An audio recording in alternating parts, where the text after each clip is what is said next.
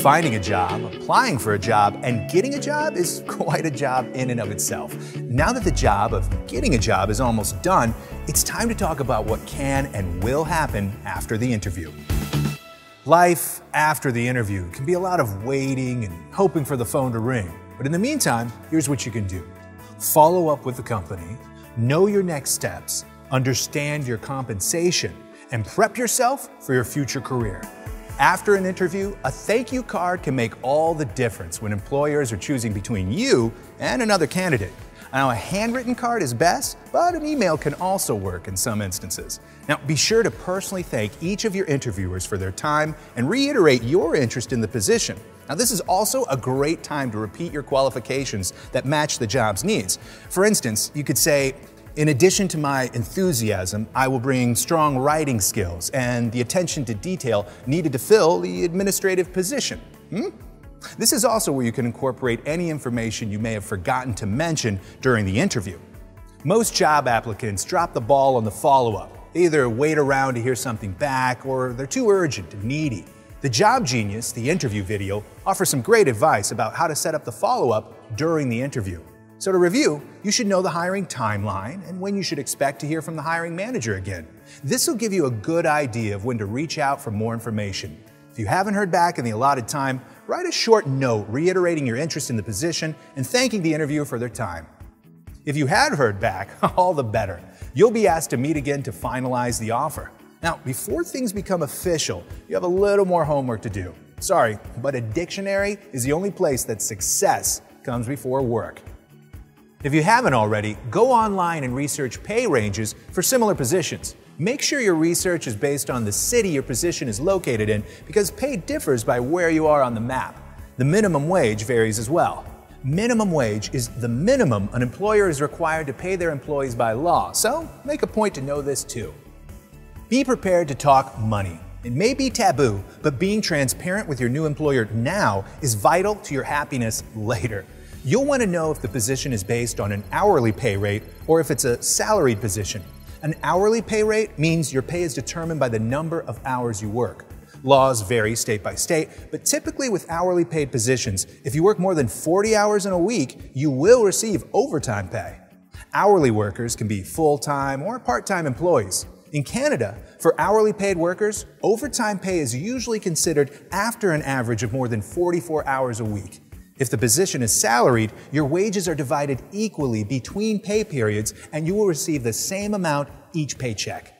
Now, if this is your first job or a new career path, consider accepting a job offer, even if the pay is slightly low, or at least until you gain skills and more experience. Then you can ask for a raise later, because sometimes it's not always about the money. Experience matters.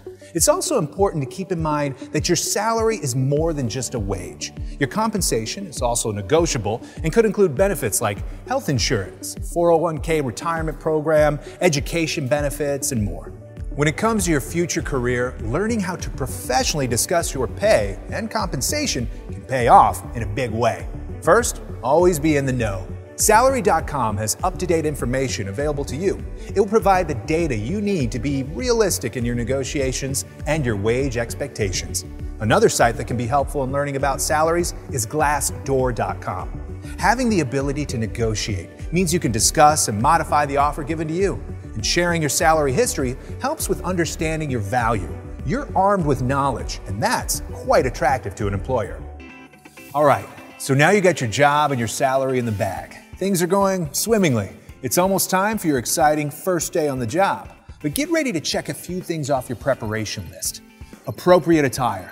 Know the dress code in your new workplace. Pick an outfit that looks put together, professional, and is appropriate for the environment. Be comfortable and look like yourself. Don't overdo it here.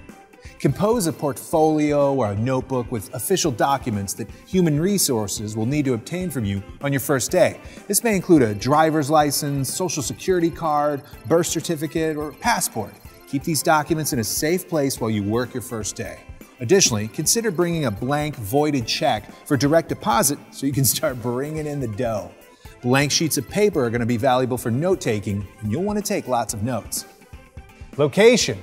Do you know how long it takes to get to your new workplace? Be sure to allow yourself enough time to arrive 15 minutes early. and account for possible traffic. Also, know where to park, what door to enter, and who you are meeting with upon arrival. Let's talk attitude. You're obviously thrilled to have landed your new job, right? So make sure your new coworkers know it.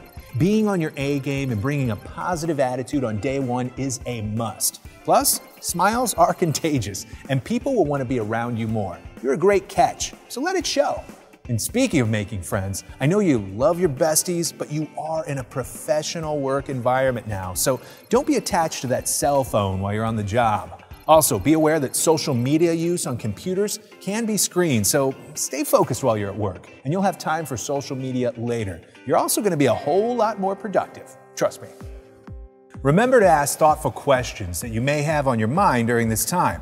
Now, a first day at a new job can be overwhelming, but these people are there to help you. They all want to see you succeed. Learn your coworkers' names as soon as you can. You're building a lot of new relationships all at once, and first impressions are critical.